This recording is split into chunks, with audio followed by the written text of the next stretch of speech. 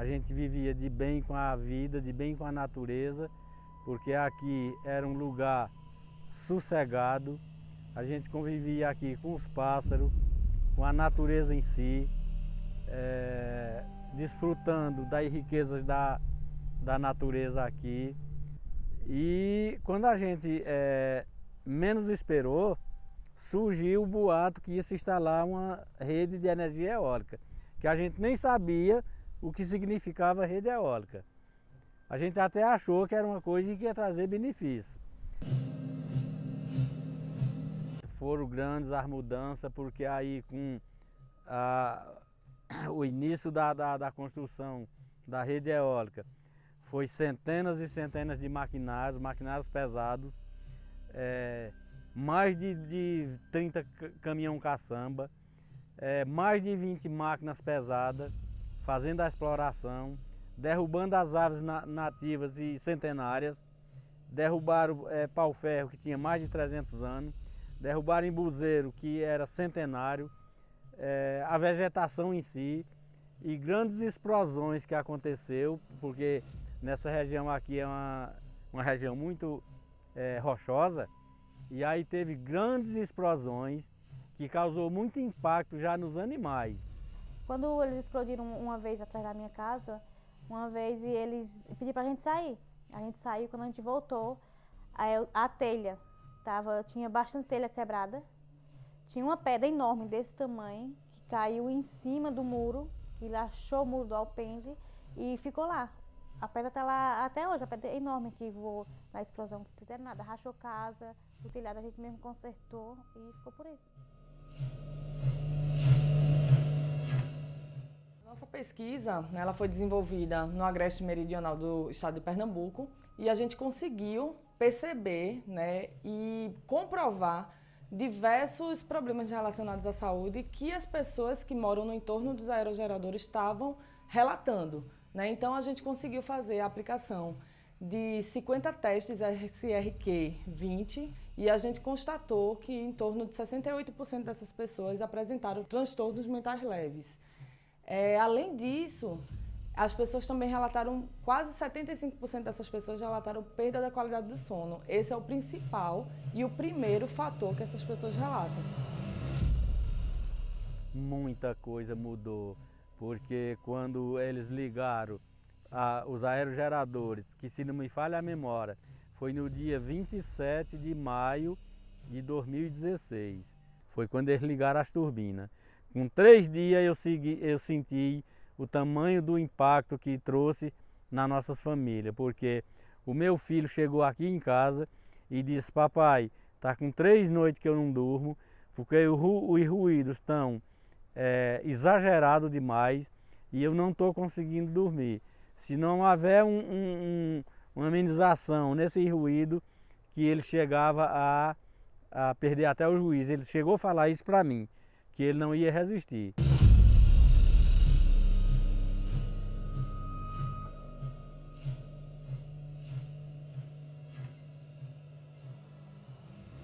Já vai fazer 11 anos e já toma medicamentos fortes para dormir. Quando ele não toma, quando a gente não dá esse medicamento a ele, ele fica à noite delirando. Nem dorme ele, nem dorme nós, que ele fica conversando a noite inteira. Fica delirando. Para você ter noção, agora nas férias no meio do ano, ele pediu ao pai: deixa eu ir para casa da minha tia. Aí ele e a pequenininha, enfim, a outra pequenininha, eu tenho 2, tem um casalzinho. Ele pediu, aí lá não tem nenhuma eólica perto. Tem, mas é um pouco distante, é mais de 1 quilômetro, eu acho, ou mais. E lá, você acredita que a tia não deu o medicamento para ele dormir? E quando foi no outro dia que ele veio para casa, ele chegou: pai, eu dormi bem lá. Pra você ver, com inocência, eu não perguntei, ninguém mandou ele dizer nada. Ele chegou: pai, eu dormi bem lá na casa da minha tia. Vamos comprar uma casa lá, vamos morar lá. Lá não tem essas torres lá. Lá não tem esse barulho, pai. Lá é tão gostoso, pai. O único barulho que tem lá é quando um carro passa na pista, mas mesmo assim vai-se embora. É gostoso, pai. Isso assim, dói, aperta um pouquinho o coração da gente, que a gente é pai, né? E eu perdi muito a minha saúde. E não só foi a saúde que eu perdi, meu custo de vida, porque eu crio galinha também. E nessa produção acabou. Eu crio galinha agora, mas se eu comprar, aqui não sai mais não. Aí tudo isso prejudica a pessoa, né? Porque quando elas chegaram aqui eu já estava. E por o jeito que eles querem fazer é me expulsar daqui do que é meu.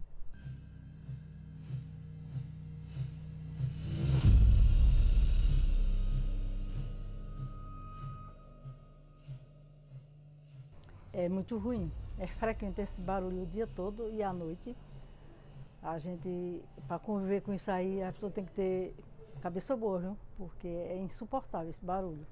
Para dormir ainda é pior. Porque durante o dia a gente se ocupa em alguns afazeres, mas à noite a gente, já que vai descansar, não consegue, por causa do barulho. Mesmo que a gente dormir no primeiro sono, acordando não consegue dormir mais, por causa do barulho. Mudou tudo. Porque se eu já tomava remédio, é que eu fiquei tomando remédio. Para depressão, ansiedade, meus nervos tudo atacado. Para eu dormir, eu não durmo. Pode chegar aqui, eu escuto do carro subindo e carro descendo. 2 horas da manhã eu tô acordada. Eu me deito logo cedo, fico deitada só na cama, só para descansar. Eu tomo caixa preta, mas não resolve. Quando ele vem me pegar é 3 horas da manhã. E eu tomo 7 horas da noite. Eu tomo ele para ver que chega. E o médico disse, não tenho mais o que fazer comigo. E dentro de casa o convívio foi ficando ruim, porque às vezes eles falavam, a gente não ouvia. Quando a gente ouvia, a gente já falava gritando. Muitas vezes a gente já estava mal-humorado, o estresse diário da gente, a gente não conseguia se comunicar mais direito. Ou seja, a minha menina mesmo, ela, até no desempenho dela da escola, estava prejudicando, porque ela chegava lá cansada, exausta daquele convívio diário com aquela torre. Tudo ali estava mexendo com ela. Com o meu menino também, ele não estava conseguindo dormir, só queria dormir se fosse no meu quarto. Ele não queria dormir na cama dele mais, ele dizia que tinha medo de estar lá. Meu marido também, em relação eu e meu marido também, que a gente estava muito estressado um com o outro. A gente queria, era uma solução e a solução não chegava. Então aquilo ali estava atrapalhando até o meu casamento. Até isso estava atrapalhando. A primeira coisa que as pessoas relatam é a perda do sono, perda da qualidade do sono, né? Em seguida vem os problemas relacionados à saúde mental. E esses sinais e sintomas, eles se potencializam, né? Então a gente pode chamar de síndrome, né? O que a gente chama de síndrome da turbina eólica. Por que uma síndrome? Porque é um conjunto de sinais e sintomas que se potencializam, que se interligam, né? E que são provocados por diversos fatores, sejam eles os ruídos, sejam eles o efeito estroboscópico causado pelas torres, o medo que essas pessoas têm dessas torres caírem, dessas hélices caírem, como a gente já tivemos alguns casos nessas comunidades. Depois da chegada das eólicas, eu comecei a sentir que eu estava com uma perca de audição. E aí passei por um exame, e o exame constatou que eu perdi, eu acho que em torno de 23% a 26% da minha audição. Isso já deve ter quase 2 anos que foi feito esse exame, e eu acredito que agora já aumentou essa perca de audição. E eu tenho certeza que é por conta dos ruídos. Eu tô achando que eu tô ficando muca. Por causa que me chamam, quando eu viro as costas, me chamam e eu não escuto. Se eu tô dentro de casa, eu não sei se é também por causa que meus ouvidos já estão acostumados nesse barulho tão alto das torres, eu não sei se é isso. Você pode notar que a gente não está conversando mais baixo. Até quando a gente chega na cidade, eu sinto vergonha, porque eu vejo que eu estou falando mais alto do que aquele povo.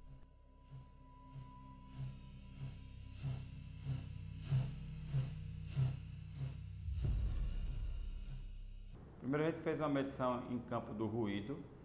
A gente percebeu que o ruído era um ruído muito intenso.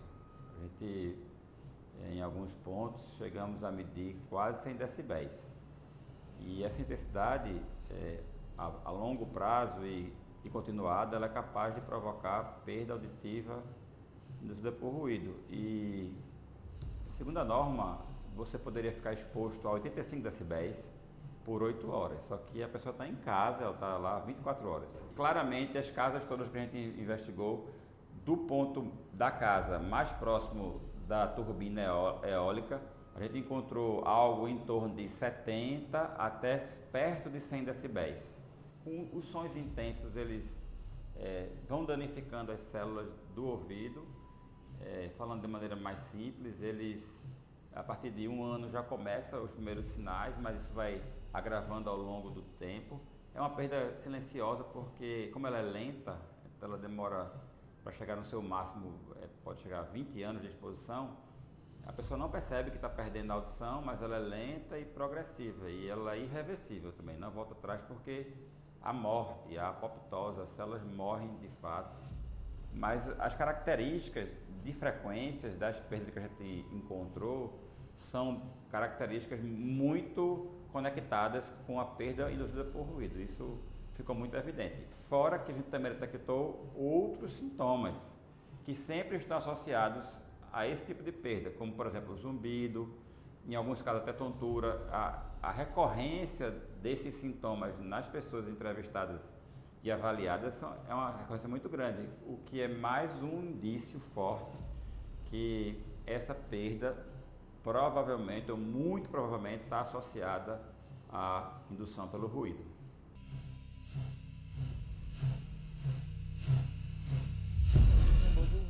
Dor de ouvido. Mas aí a gente então, não tinha um conhecimento que poderia ser por conta das eólicas, enfim. Mas aí a gente, como é que eu posso dizer, a gente fez um teste e quando ele estava em casa, passava o dia em casa, à noite ninguém dormia com ele com dor de ouvido. E quando a minha esposa que ia para casa da minha sogra, em outro povoado um pouco mais distante daqui, que lá não tem, digamos, barulho nenhum de eólica, à noite o menino não dava dor de ouvido, enfim.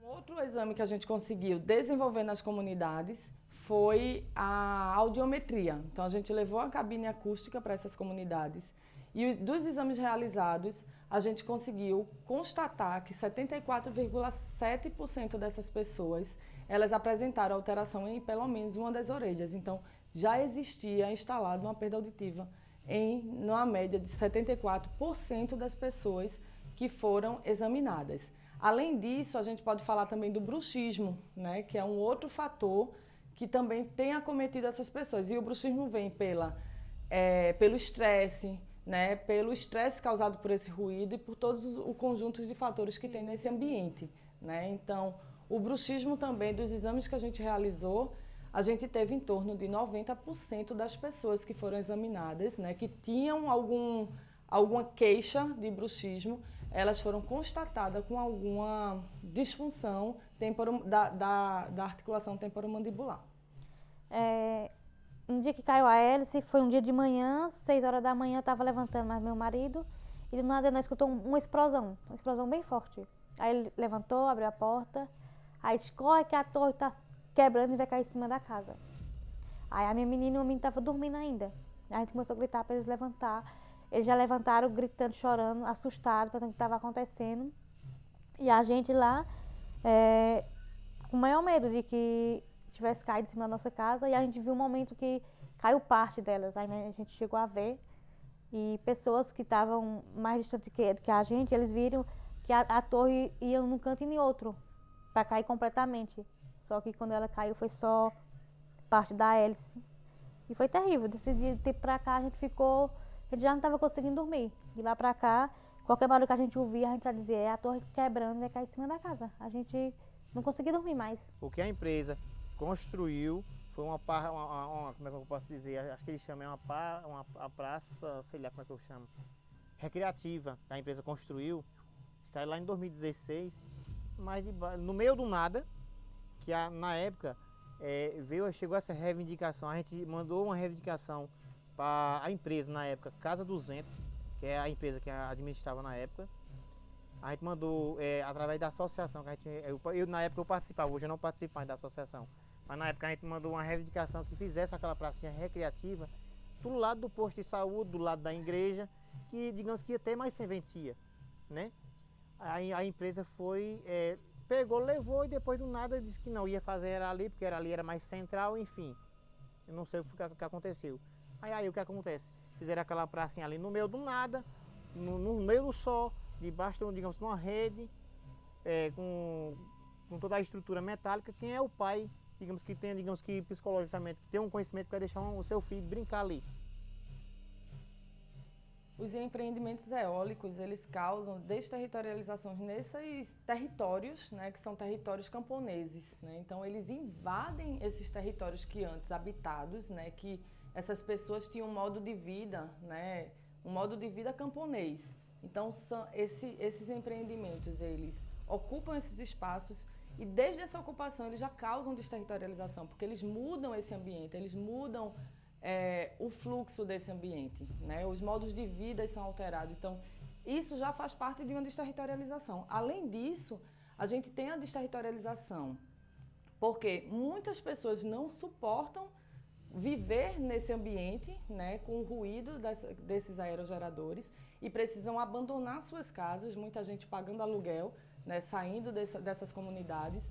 Outras foram indenizadas, né, pelas empresas e outras pessoas também não suportam mais estar nesses espaços e elas ficam, mesmo estando nesses espaços, elas se sentem desterritorializadas porque o território é um outro território, não é mais o mesmo território que elas tinham. Então isso a gente também pode chamar de desterritorialização. O que é que isso causa?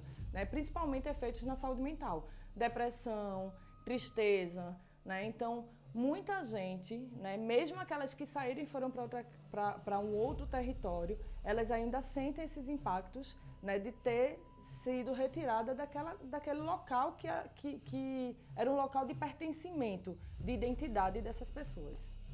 A gente não queria sair, porque quando a gente casa, a gente pensa assim, eu vou construir meu lugarzinho e vou criar meus filhos aqui nessa vidinha. É uma vidinha simples, é a vidinha que a gente queria criar os filhos e ainda continuar a nossa vida lá. Mas depois que chegou esses projetos dessas eólicas, a gente viu que não seria possível a gente continuar mais ali. A gente teria que sair, porque eu não via como uma opção elas saírem. Eu nunca enxerguei essa opção de dizer assim, vão tirar as eólicas atrás da sua casa, você vai continuar no seu lugar. Então, quando eu recebi a opção de dizer assim, você vai sair, você quer sair? Eu disse, quero, eu vou sair, porque eu já estava no meu limite. Se eu continuasse mais de 2, 3 meses ali, eu não sei se nem eu estaria aqui hoje, porque estava pesado, já para mim estava muito pesado.